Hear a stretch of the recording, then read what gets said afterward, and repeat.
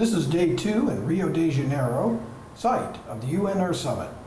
I'm Craig Rucker, Executive Director of the Committee for a Constructive Tomorrow, and if you caught our video yesterday, you would have seen some pretty crazy things coming out of the mouths of some of the delegates here in attendance. Today, we sent around one of our crack collegian staffers, Abdul Kamara, to attend some meetings and find out a little bit more about what these radicals have in the future they want for us. What did you find out, Abdul? Well, Craig, as usual, the left is up to their same old antics. The whole idea that government needs to be expanded, central planning, and most importantly, that socialism needs to be reintegrated. So pretty much at the end of the day, you're going to see it's the same old dog doing the same old tricks when it comes to sustainability. You'll just have to watch and see exactly what they said. Well, let's take a look at this video. What we need for the next 10 days is an agenda, an action plan of how the minds and souls of civil movement on earth rises beyond what is happening there, rises within these rules, and creates that alternative. That alternative is always there.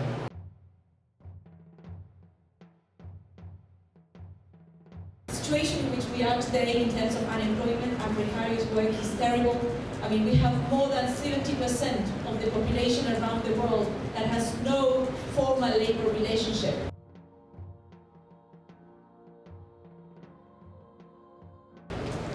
Why not considering the options of using the money you spend on building highways, which really benefit to a large extent the car owners? Why not using the same amount of money to support the construction of public transport?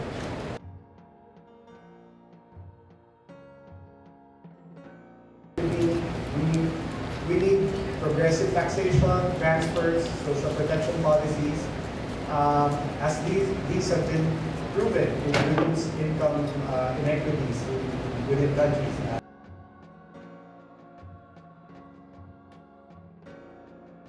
What we do know is that technological advancement will not be enough. Many of the solutions that have been proposed and the progress that is being made has been on the technological side. We know now that changes will also be required to people's lifestyles.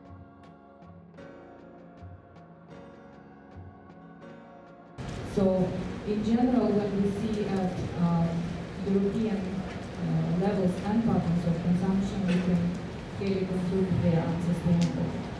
And we used to see European policy making as quite progressive, but we clearly see that it's not enough, it's not sufficient.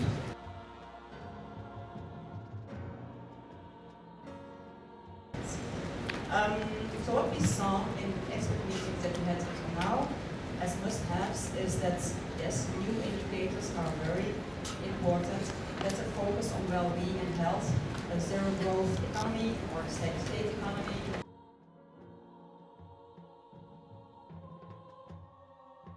There's some problem in framing the rights of nature there. Because nature, what is about nature, our Mother Earth, animals, they should have no responsibilities.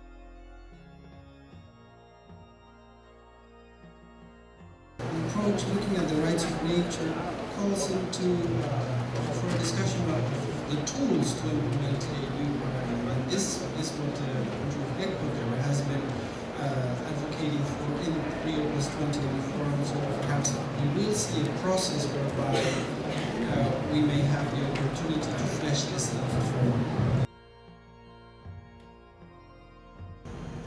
Fidel clearly pointed at the responsibility of the consumer society with the appalling destruction of the environment and at the profound imbalance in which 20% of the humankind consumes 80% of the earth's resources, showing a consistent approach to what we call today sustainability many years before this term come into common usage.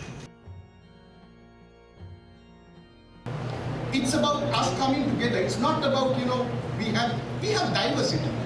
The differences are seen in diversity. Where there's common ground, we work together.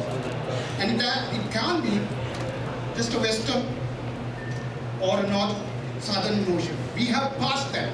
20 years ago, we passed that threshold.